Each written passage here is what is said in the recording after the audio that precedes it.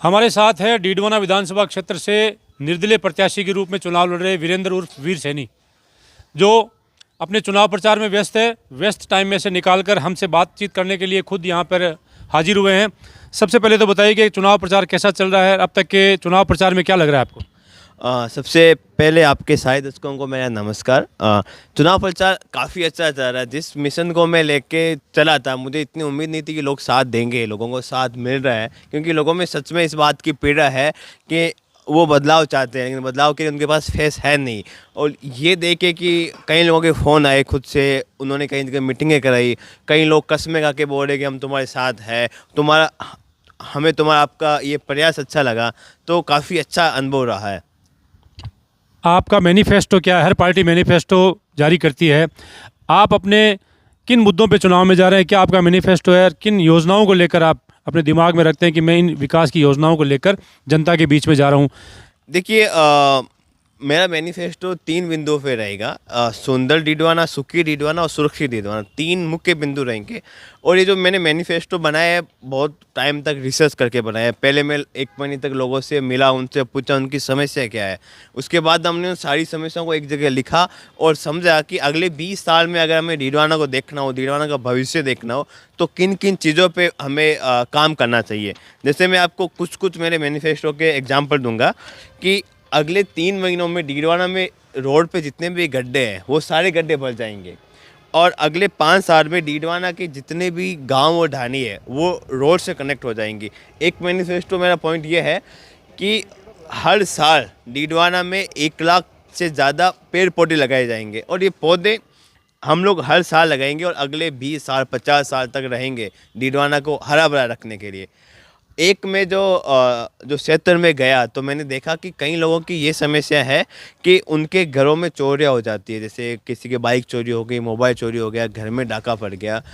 कई बार तो चोर पकड़ा जाता है, कई बार चोर पकड़ा नहीं जाता, लेकिन उनका पैसा कभी भी वापस नहीं आता। किसी के घर में चोरी हो गई, मतलब उसको अब भूल जाना पड़ेगा कि उसका पैसा कभी वापस नहीं आएगा।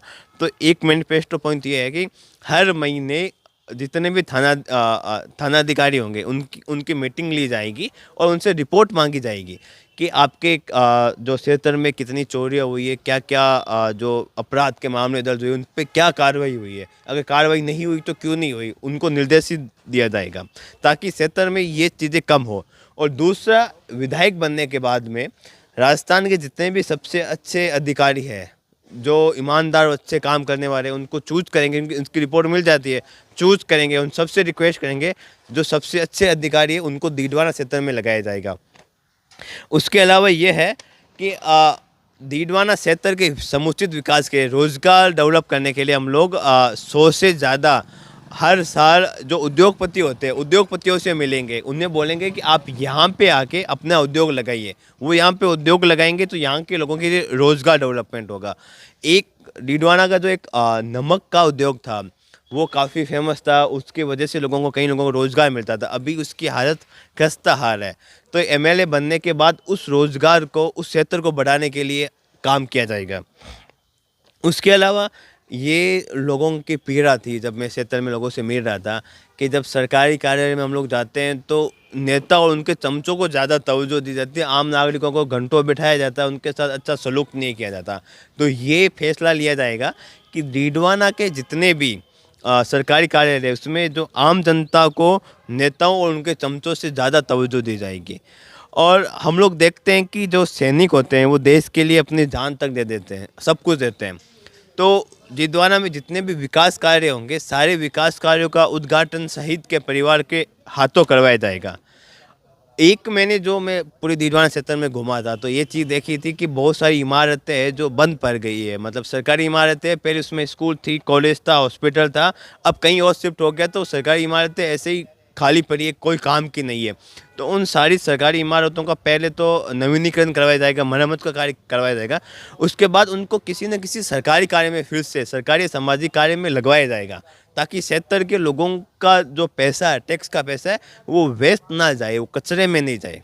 चलो, ये तो हो गई मैनिफेस्टो की बात। अब आप बताइए कि डीडवाना में 9 उम्मीदवार चुनाव लड़ रहे हैं। कांग्रेस, भाजपा, यूनुस खान, इसके अलावा 9 में आपका भी नंबर, तो आप मुकाबला किस तरह का देख रहे हैं डीडवाना में, कैसा कैसा मुकाबला हो रहा है? देखिए वैसे 9 उम्मीदवार थे, एक ने अपना उम्मीदवारी वापस ले ली, अभी टोटल 8 उम्मीदवार है और 8 नंबर पर मैं ही हूँ, बैलेट नंबर 8 मेरा ही है। तो देखो मुकाबला, मैं जिस मिशन को लेके गया था लोग मिले थे। हाँ अभी भी मैं कोलिया से आ रहा हूँ। कोलिया के एक संत है, कोलिया बगीचे में संत खेतेश्वर दास जी 90 साल के हैं। उन्होंने मुझे देख के 10 मिनट तक बात की और फिर आशीर्वाद दिया कि तुम मना देश की राजनीति में काम करोगे। तो मतलब मेरी शुरुआत अच्छी है। उन्होंने जो 90 साल के तपस्वी, उन्होंने कुछ आशीर्वाद दिया, मतलब कुछ ना कुछ होगा। तो ये बात लोग भी समझ रहे हैं कि तुम्हारा, हम लोगों ने कैंपेन देखा है, तुम में टैलेंट है, तुम अच्छा बोलते हो और जो मुद्दे उठाते हो सच में जनता के मुद्दे, तो हम हमारे साथ में है।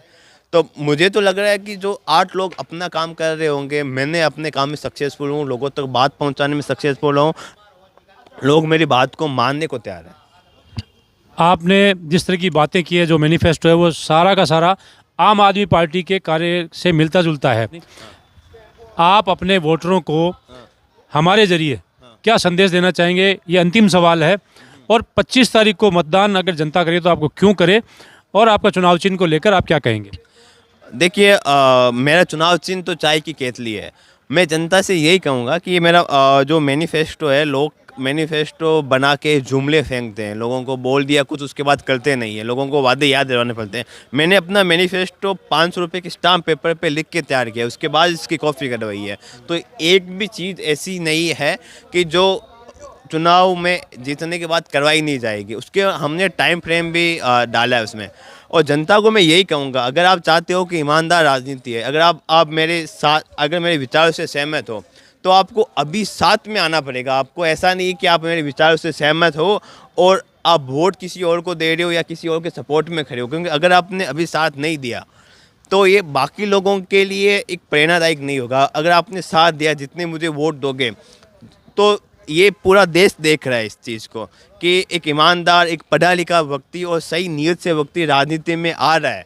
अगर उसको जितने वोट मिलेंगे, लोगों में एक मैसेज आएगा पूरे देश में कि एक ईमानदार आदमी कैसे सक्सेसफुल होता है। तो मैं तो यही कहूँगा, बहुत कम समय बचा है, अपना कुछ दिन टाइम निकालो। आप 3-4 दिन है जो देश के लिए दो, मेरे साथ आओ, कंधे से कंधे मिला के लड़ो। देश हमें आगे आने वाले समय में ज़रूर याद रखेगा।